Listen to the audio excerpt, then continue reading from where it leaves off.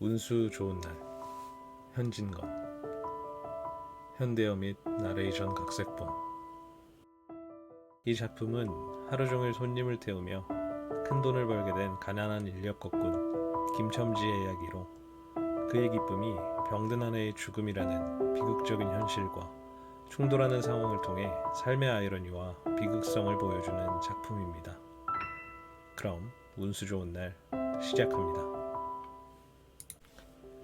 새벽부터 잔뜩 흐려 눈이라도 올 듯 하더니 끝내 눈은 오지 않았다.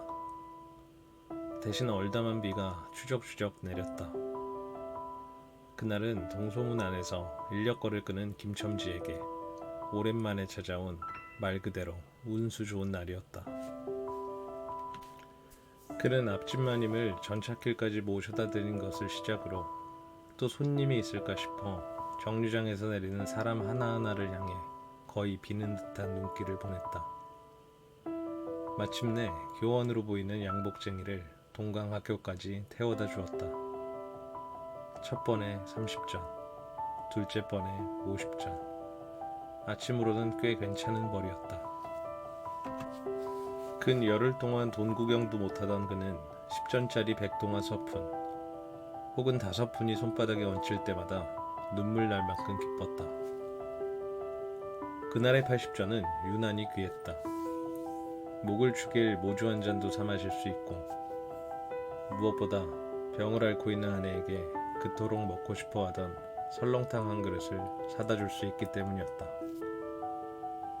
아내의 기침은 벌써 달포가 넘었다. 조밥도 굶어가며 겨우 먹는 형편이라 약 한 첩 써본 적도 없었다. 쓰려면 못 쓸 것도 아니었지만 김첨지는 병은 약을 맛보면 붓는다는 자신만의 믿음을 고집스럽게 따랐다. 의원에게 보인 적이 없으니 병명은 알 수가 없었다. 다만 반드시 누워 일어나지 못하고 옆으로도 돌지 못하는 걸 보면 중증이 분명했다. 병이 이 지경까지 된 건 열흘 전 조밥을 먹다 체한 탓이었다. 그날 그는 모처럼 번 돈으로 좁쌀 한 대와 10전짜리 장작 한 단을 사다 주었더니 아내는 퇴근하는 마음에 다 익지도 않은 밥을 숟가락도 쓰지 않고 손으로 움켜 먹었다. 허겁지겁 입에 넣다 두 뺨이 혹처럼 붉어졌고 그날 저녁부터 가슴이 땡기고 배가 캥긴다며 눈을 부릅떴다. 그때 그는 성을 못 참고 아내의 뺨을 후려갈겼다. 눈은 조금 바로졌으나 눈가에 이슬이 맺혔다. 그의 눈시울도 같이 뜨거워졌다. 그런데도 아내는 미련을 버리지 못했다. 사흘 전부터는 설렁탕 국물이 먹고 싶다며 졸랐다. 그는 입으로는 죽도 못 먹으면서 설렁탕을 찾느냐, 또 먹고 밤새 앓으려고? 라고 했지만 사주지 못하는 마음이 편치는 않았다. 하지만 이제는 사줄 수 있었다. 앓는 어미 곁에서 배고파 보채는 3살 배기 아들 개똥이에게 죽 한 그릇도 사줄 수 있었다. 80전을 손에 쥔 그의 마음은 모처럼 푼푼했다. 그런데 행운은 거기서 멈추지 않았다. 땀과 빗물이 섞여 오르는 목덜미를 수건으로 훔치며 학교 문을 돌아 나오는데 뒤에서 누군가 인력거를 불렀다. 한눈에 그 학교 학생임을 알아보았다. 학생은 다짜고짜 남대문 정거장까지 얼마냐고 물었다. 아마 기숙사에서 지내다 동기방학에 귀향하려는 듯 했다. 오늘 떠나려 했지만 비는 오고 짐은 많아 어찌할 바를 모르다 그를 보고 뛰어나온 모양이었다. 김첨지는 잠깐 주저했다. 우중에 우장도 없이 먼 길을 철벅이며 가는 길이 달갑지 않았던 탓도 있었지만 무엇보다 집을 나설 때 아내의 얼굴이 떠올랐다. 앞집 마님이 부르러 왔을 때 아내는 뼈만 남은 얼굴에 움푹한 눈으로 간절히 매달렸다. 오늘만은 나가지 말라. 내가 이렇게 아프니 곁에 있어 달라. 그 애걸은 모기 소리처럼 미약했고 숨은 걸그렁거렸다. 그때 그는 붙들고 앉아있으면 누가 먹여 살리느냐며 성급히 뛰쳐나왔다. 문간을 나설 때 아내는 제발 일찍 들어오라며 팔을 내저었다. 학생이 재촉하는 순간 경련하듯 떨리던 아내의 손과 금방이라도 울 것 같은 얼굴이 그의 눈앞에 어른거렸다. 그래도 그의 입에서는 무심결에 큰 액수가 튀어나왔다. 1원 50전. 스스로도 놀랄 만큼 과감한 부름이었다. 돈 욕심에 병제에 대한 염려는 불길처럼 사그라졌다. 오늘 무슨 일이 있겠는가 스스로를 달랬다. 학생은 값을 수긍했고 그는 인력거를 거의 나는 듯 달려갔다. 바퀴는 구른다기보다 얼음판 위 스케이트처럼 미끄러졌다. 그런데 집 가까이에 이르자 다리가 무거워졌다. 아내의 애원과 원망 같은 눈빛이 떠올랐고 개똥이의 울음소리와 숨이 끊기는 듯한 소리가 귀에 맴돌았다. 그는 길 한복판에 멍하니 서 있었다. 손님의 재촉에 정신이 번쩍 들어 다시 달렸다. 집이 멀어질수록 마음은 다시 가벼워졌고 다리를 제게 놀려야만 걱정을 잊을 듯했다. 정거장에 도착해 학생을 내려주고 1원 50전을 손에 주자 그는 거저 얻은 듯 고마웠다. 졸부처럼 기뻐 어린 손님에게 몇 번이나 허리를 굽혀 인사했다. 하지만 빈 인력거를 끌고 돌아가려니 막막했다. 땀이 식자 젖은 옷에서 한기 가슴이 올라 괴로웠다. 그는 악다구니를 퍼부으며 비를 원망했다. 그러다 혹시 또 손님을 태울 수 있지 않을까 하는 생각이 번쩍했다. 오늘따라 운이 따라주니 또 요행이 있으리라는 기대였다. 얼마 지나 기차가 도착했고 수십 명이 한꺼번에 쏟아져 나왔다. 그는 손님감을 찾았다. 양머리에 뒤축 높은 구두, 망토까지 둘러쓴 여인이 가장 눈에 띄었다. 기생 퇴물인지 남봉 여학생인지 분간하기 어려운 차림.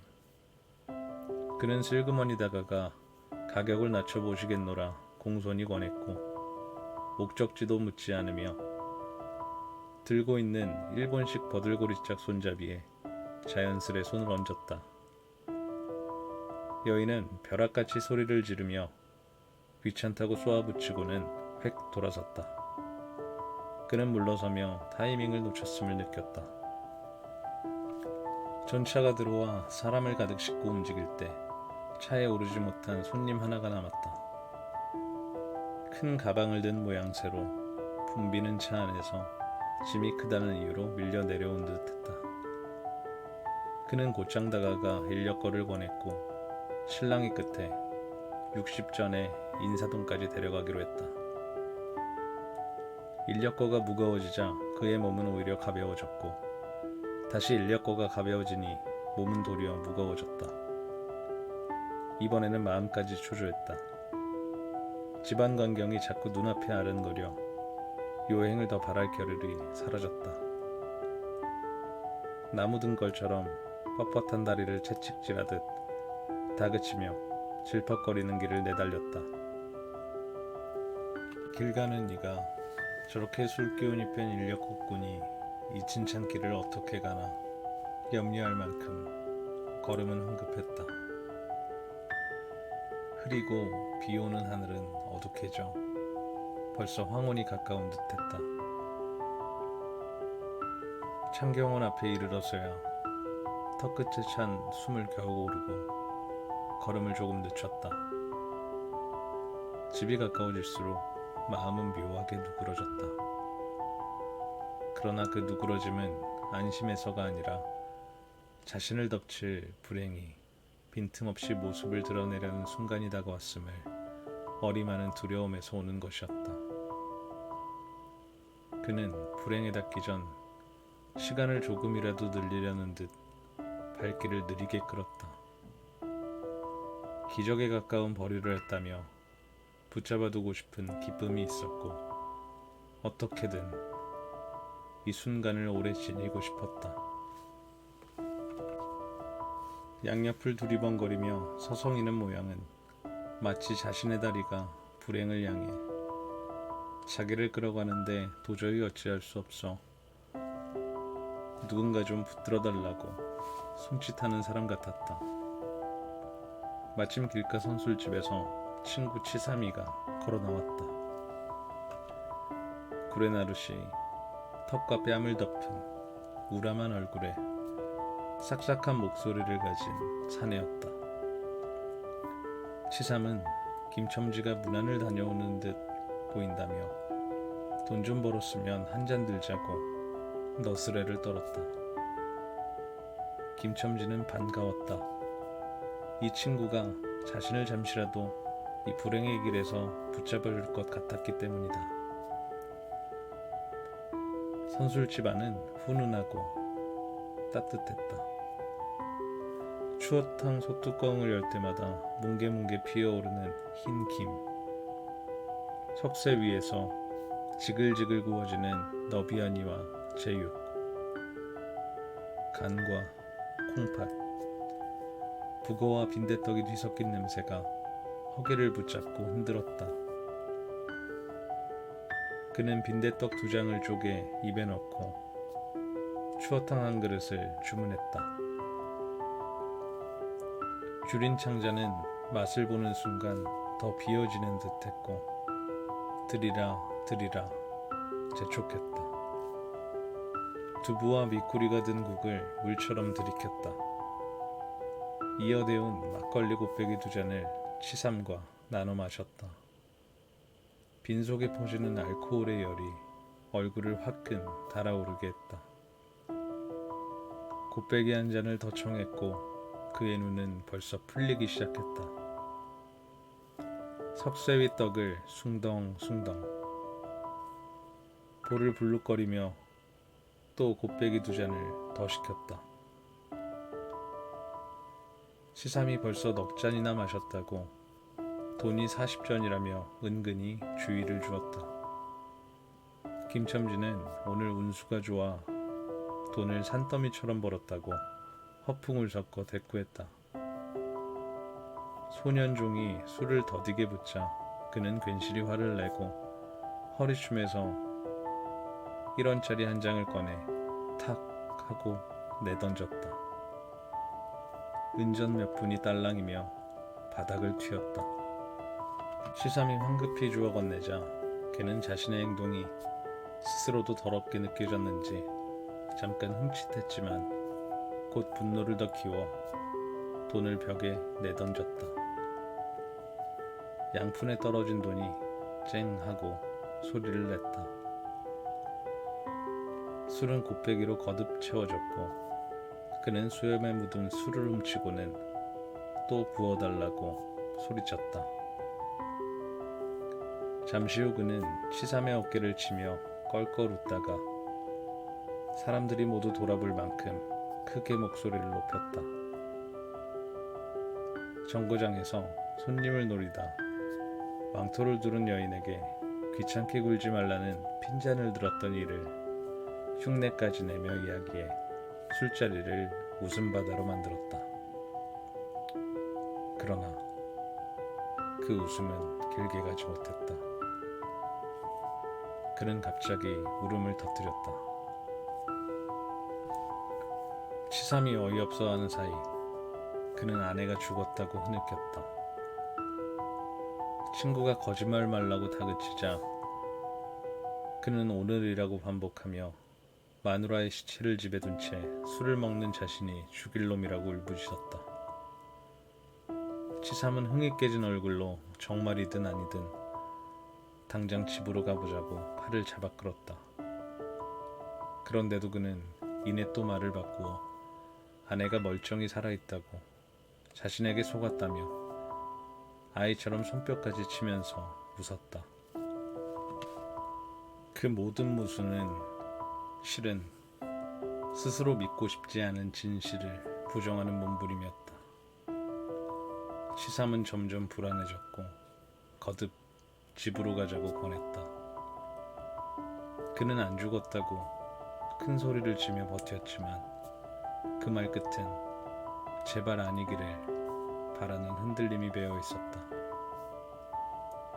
결국 술값을 채워 곱빼기 한 잔씩을 더 마신 뒤 그들은 선술집을 나왔다. 구준비는 여전히 추적추적 내리고 있었다. 김첨지는 취중에도 설렁탕을 사들고 집으로 향했다.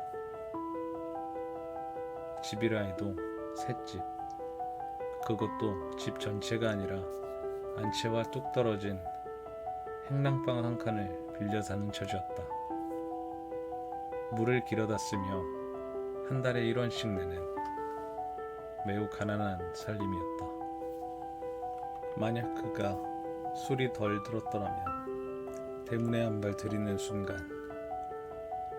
그곳을 지배하는 무시무시한 정적, 폭풍우가 지난 뒤에 바다 같은 정적에 다리가 떨렸을 것이다. 쿨룩대던 기침 소리도 그르렁거리던 숨소리도 사라졌다.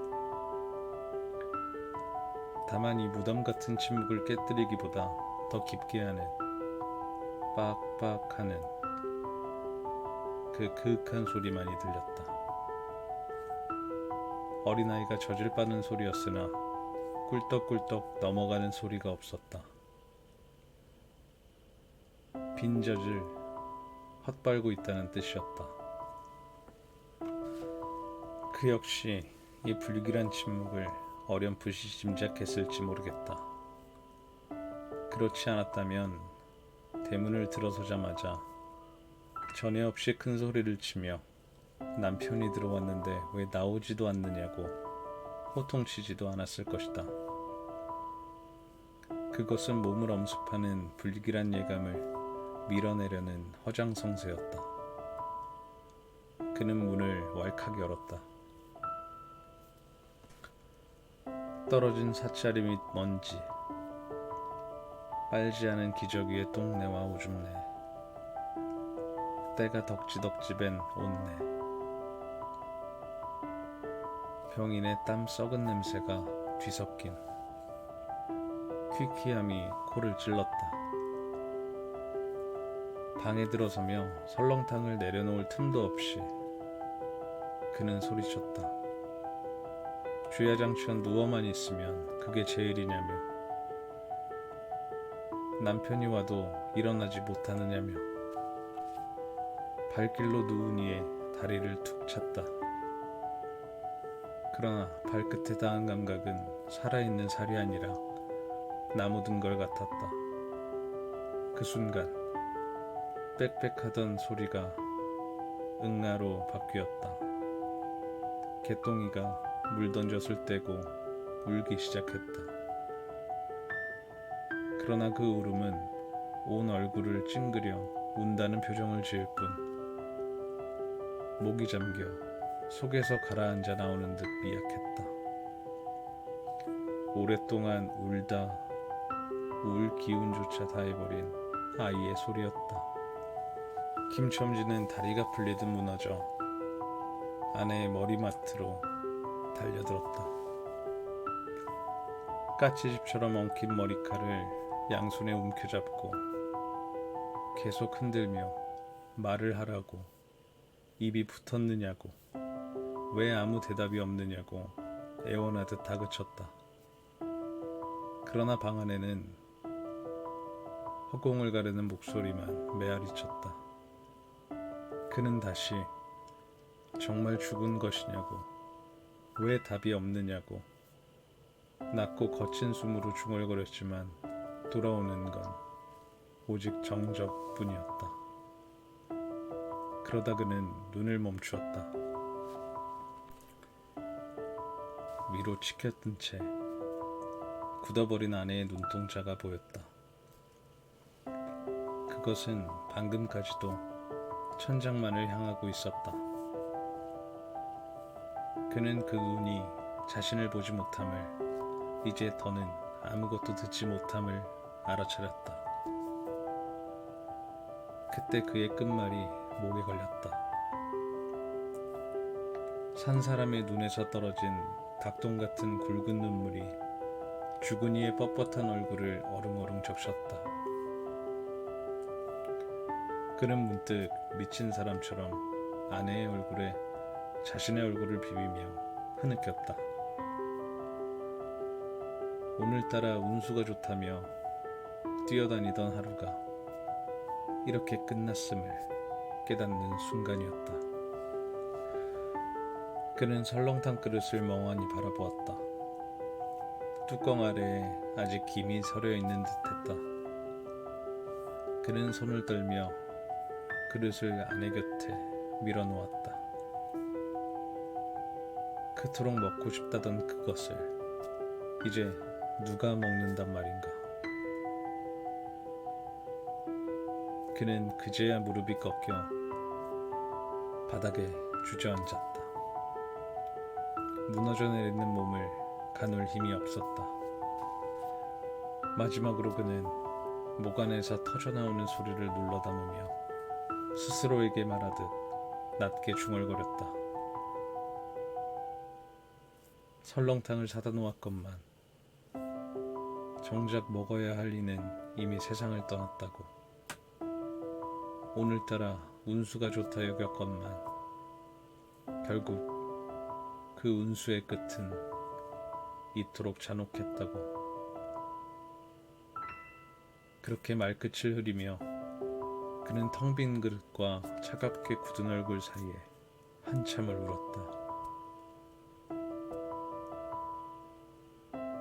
설렁탕을 사다 놓았는데 왜 먹지를 못하니? 왜 먹지를 못하니?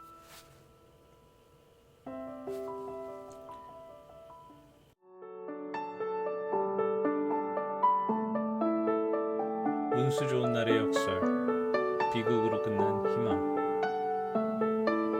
씁쓸한 여운을 남기며 오늘도 우리는 김첨지 불운한 운수를 되짚어 보았습니다.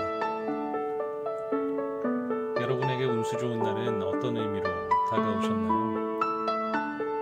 다음 이야기에서 다시 만나기를 바라며 오디오북을 마칩니다.